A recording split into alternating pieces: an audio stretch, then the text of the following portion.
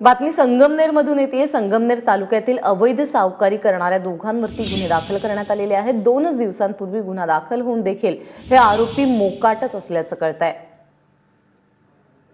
नितीन ओझा आमचे प्रतिनिधी आपल्याबरोबर आहेत। नितीन, हे सगळं प्रकरण काय आहे आणि पोलीस काय सांगतायत?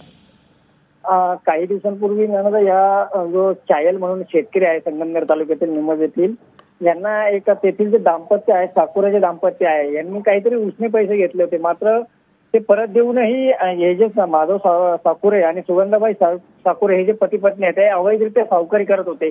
त्यांनी त्या शेतकऱ्याची जमीन बळकावण्याचा प्रयत्न केला होता।